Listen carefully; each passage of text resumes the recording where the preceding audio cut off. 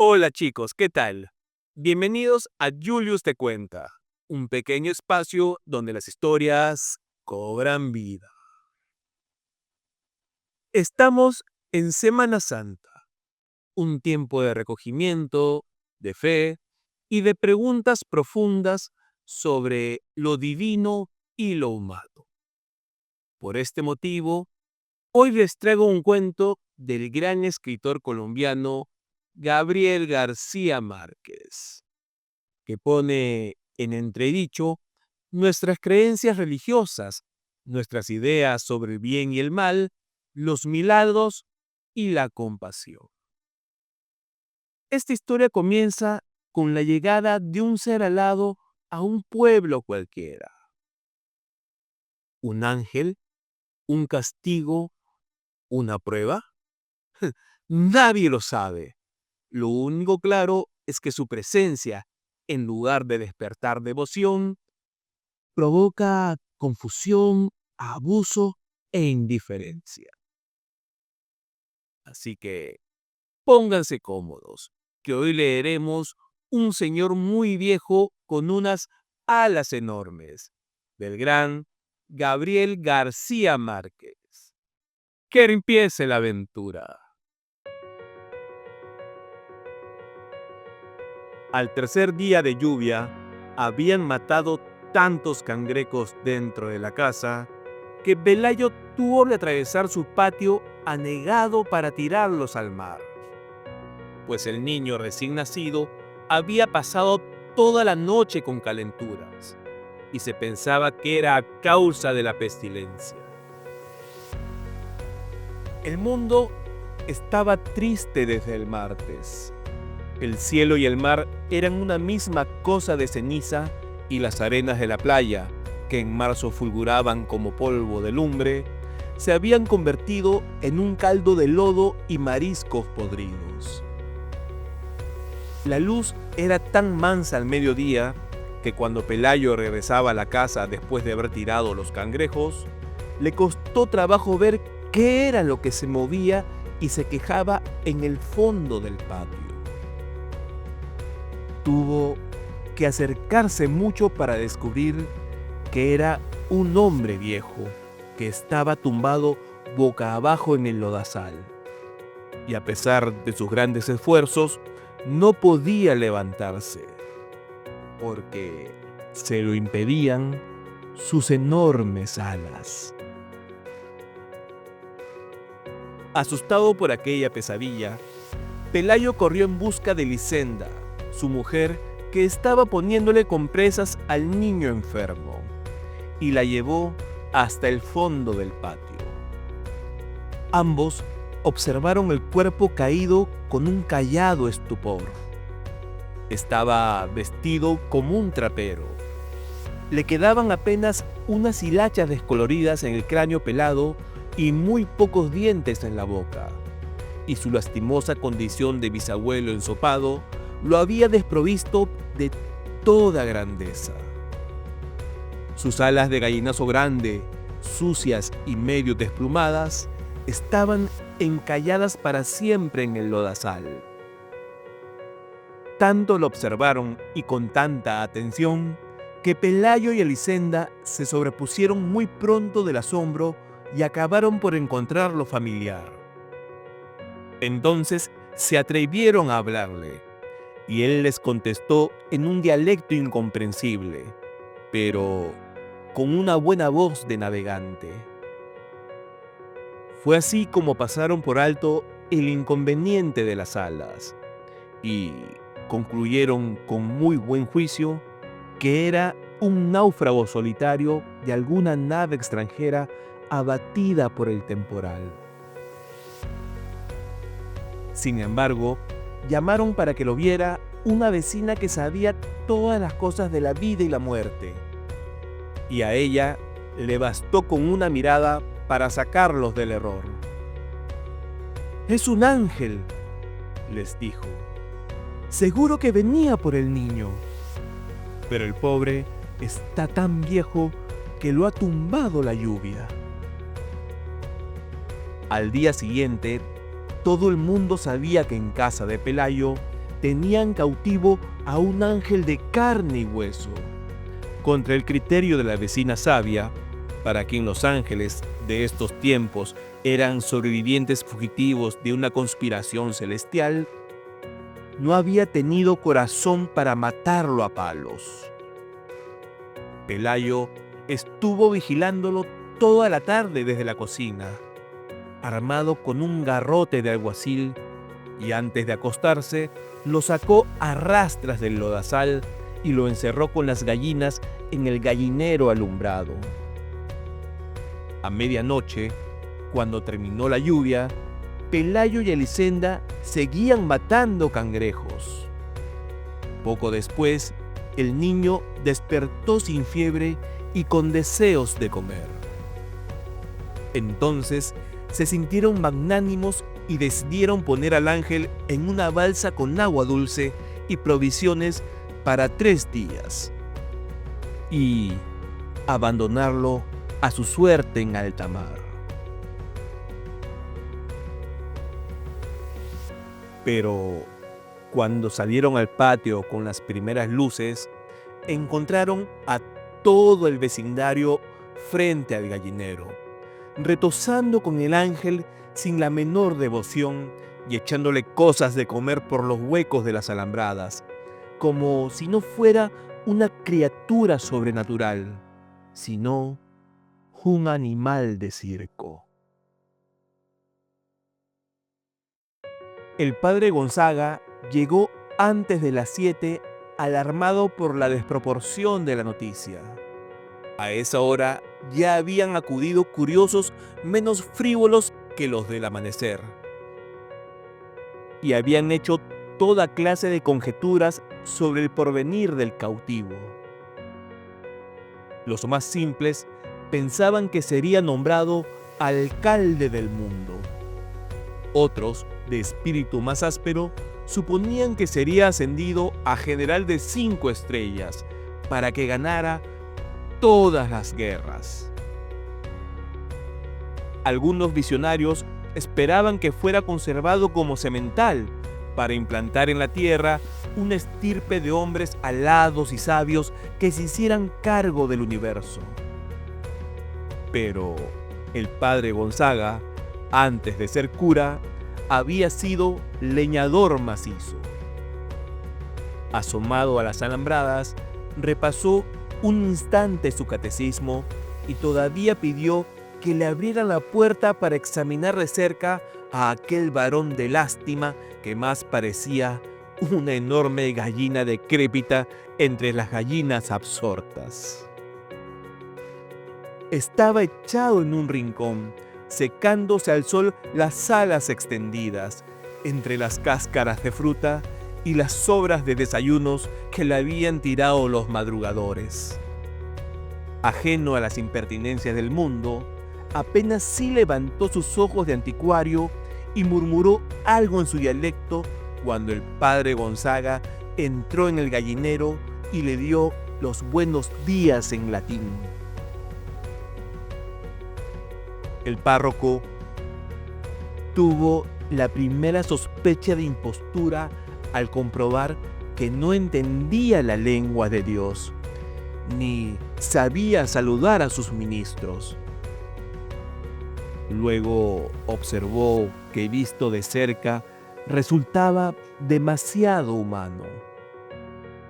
Tenía un insoportable olor de intemperie, el revés de las alas sembrado de algas parasitarias y las plumas mayores maltratadas por vientos terrestres, y nada de su naturaleza miserable estaba de acuerdo con la egregia dignidad de los ángeles. Entonces abandonó el gallinero y con un breve sermón previno a los curiosos contra los riesgos de la ingenuidad. Les recordó que el demonio tenía la mala costumbre de recurrir a artificios de carnaval para confundir a los incautos.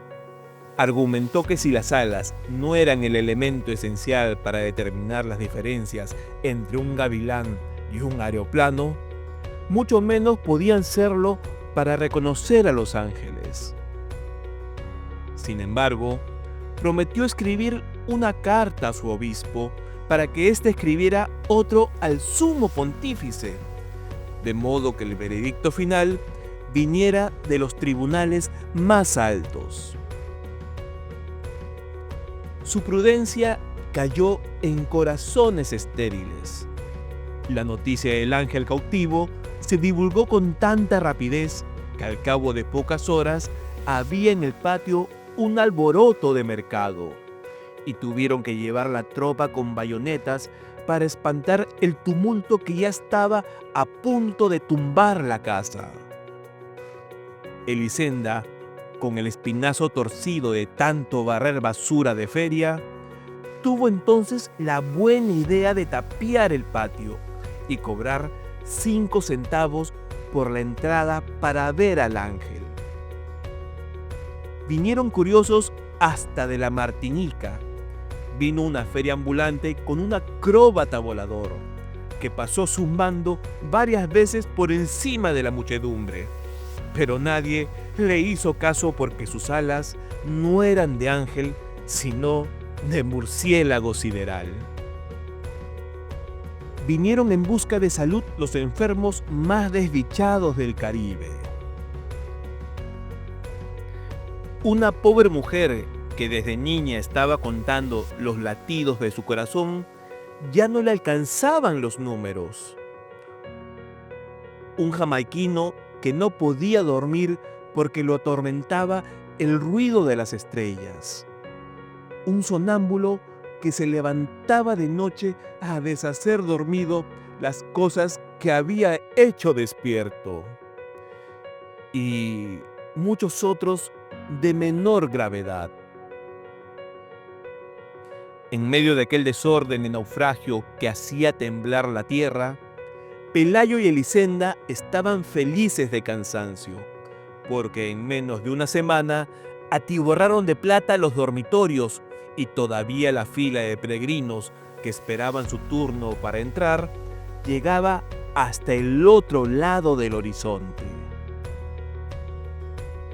El ángel era el único que no participaba de su propio acontecimiento.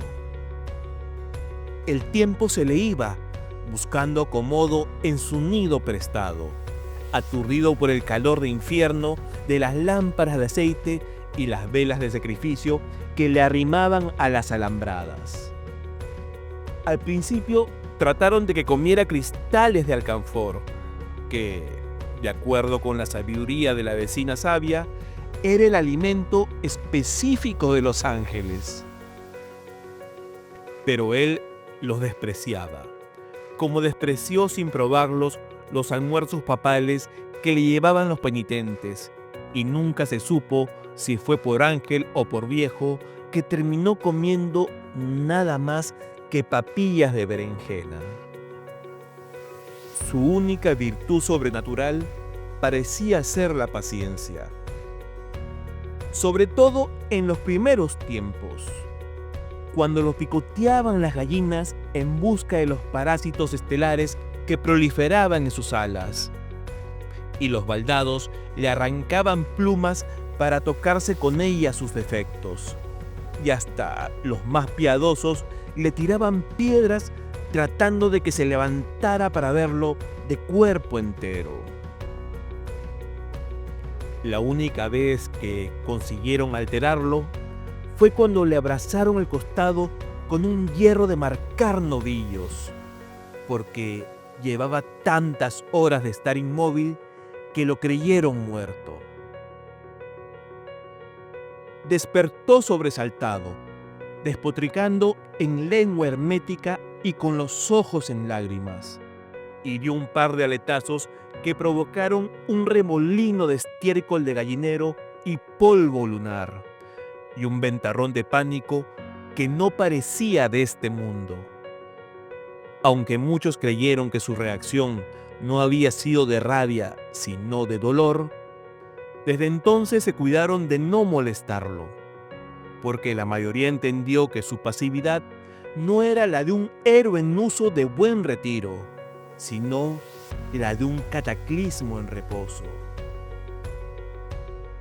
El padre Gonzaga se enfrentó a la frivolidad de la muchedumbre, con fórmulas de inspiración doméstica, mientras le llegaba un juicio terminante sobre la naturaleza del cautivo. Pero el correo de Roma había perdido la noción de la urgencia. El tiempo se les iba en averiguar si el convicto tenía ombligo, si su dialecto tenía algo que ver con el arameo, si podía caber muchas veces en la punta de un alfiler, o si no sería simplemente un noruego con alas.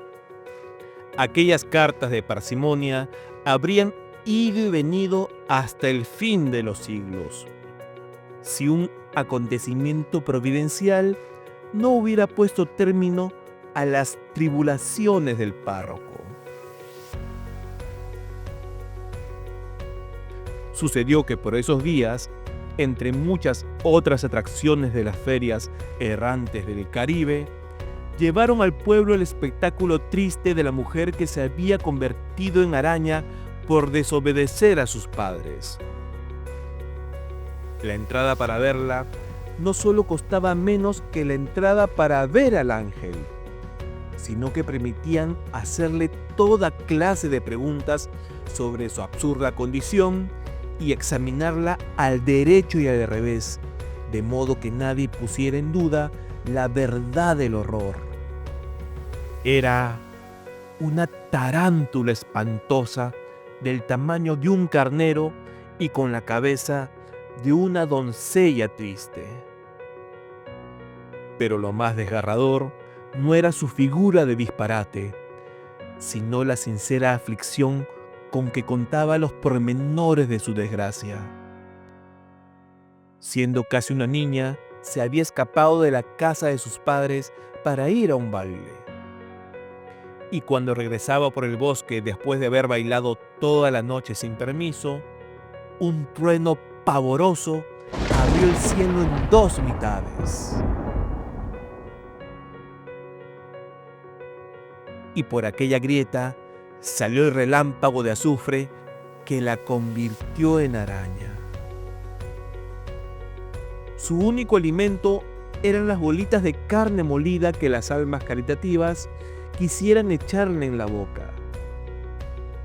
Semejante espectáculo, cargado de tanta verdad humana y de tan temible escarmiento, tenía que derrotar, sin proponérselo, al de un ángel despectivo que apenas sí se dignaba mirar a los mortales. Además, los escasos milagros que se le atribuían al ángel revelaban un cierto desorden mental, como el del ciego que no recobró la visión, pero le salieron 3 dientes nuevos, y el del paralítico que no pudo andar, pero estuvo a punto de ganarse la lotería, y el del leproso a quien le nacieron girasoles en las heridas. Aquellos milagros de consolación, que más bien parecían entretenimientos de burla, habían quebrantado ya la reputación del ángel, cuando la mujer convertida en araña terminó de aniquilarla. Fue así como el padre Gonzaga se curó para siempre del insomnio, y el patio de Pelayo volvió a quedar tan solitario como en los tiempos en que llovió 3 días y los cangrejos caminaban por los dormitorios. Los dueños de la casa no tuvieron nada que lamentar. Con el dinero recaudado, construyeron una mansión de 2 plantas, con balcones y jardines, con sardineles muy altos para que no se metieran los cangrejos del invierno, y con barras de hierro en las ventanas para que no se metieran los ángeles. Pelayo estableció además un criadero de conejos muy cerca del pueblo y renunció para siempre a su mal empleo de alguacil. Y Elisenda se compró unas zapatillas satinadas de tacones altos y muchos vestidos de seda tornasol de los que usaban las señoras más codiciadas en los domingos de aquellos tiempos. El gallinero fue lo único que no mereció atención. Si alguna vez lo lavaron con creolina y quemaron las lágrimas de mirra en su interior, no fue por hacerle honor al ángel, sino por conjurar la pestilencia de Muladhar, que ya andaba como un fantasma por todas partes y estaba volviendo vieja a la casa nueva. Al principio, cuando el niño aprendió a caminar, se cuidaron de que no estuviera cerca del gallinero. Pero luego se fueron olvidando del temor y acostumbrándose a la peste. Y antes de que el niño mudara los dientes, se había metido a jugar dentro del gallinero, cuyas alambradas podridas se caían a pedazos. El ángel no fue menos displicente con él que con el resto de los mortales, pero soportaba las infamias más ingeniosas con una mansedumbre de perro sin ilusiones. Ambos contrajeron la varicela al mismo tiempo. El médico que atendió al niño no resistió la tentación de auscultar al ángel y encontró tantos soplos en el corazón y tantos ruidos en los riñones que no le pareció posible que estuviera vivo. Lo que más le asombró, sin embargo, fue la lógica de sus alas. Resultaban tan naturales en aquel organismo completamente humano que no podía entender por qué no las tenían también los otros hombres. Cuando el niño fue a la escuela, hacía mucho tiempo que el sol y la lluvia habían desbaratado el gallinero. El ángel andaba arrastrándose por acá y por allá, como un moribundo sin dueño. Lo sacaban a escobazos de un dormitorio y un momento después lo encontraban en la cocina. Parecía estar en tantos lugares al mismo tiempo que llegaron a pensar que se desdoblaba, que se repetía a sí mismo por toda la casa. Y la exasperada Elisenda gritaba fuera de quicio que era una desgracia vivir en aquel infierno lleno de ángeles. Apenas sí podía comer. Sus ojos de anticuario se le habían vuelto tan turbios que andaba tropezando con los horcones y ya no le quedaban sino las cánulas peladas de las últimas plumas.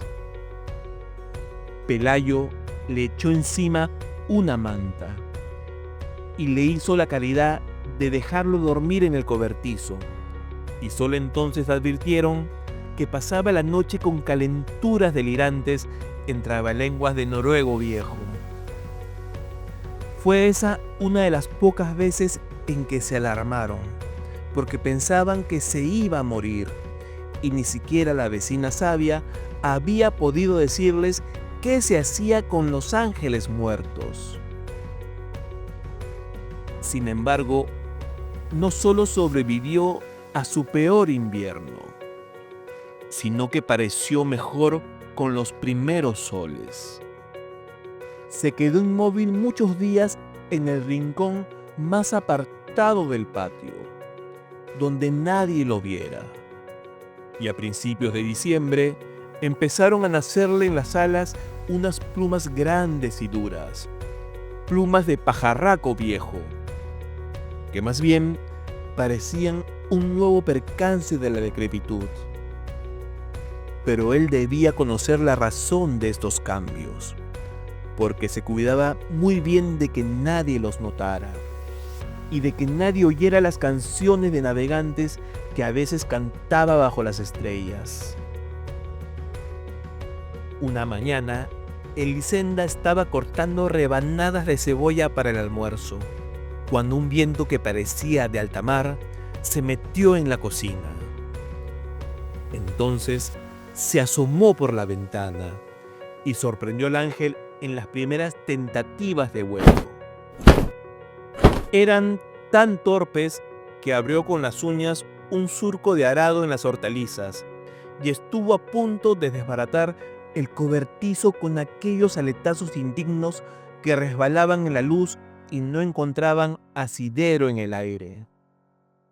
Pero logró ganar altura.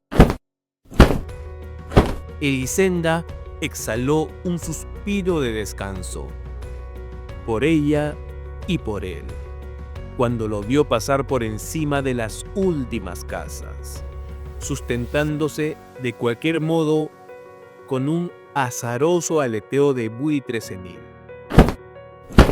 Siguió viéndolo hasta cuando acabó de cortar la cebolla, y siguió viéndolo hasta cuando ya no era posible que lo pudiera ver, porque entonces ya no era un estorbo en su vida, sino un punto imaginario en el horizonte del mar. Un señor muy viejo con unas alas enormes no es solo un cuento sobre un ser fantástico, es una historia que nos confronta con nuestras propias miserias.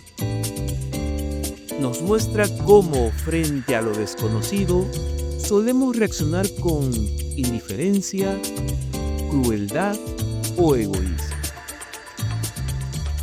Gabriel García Márquez nos deja con un viejo alado que no dice una sola palabra, pero que con su sola presencia nos obliga a preguntarnos qué significa realmente ser humano.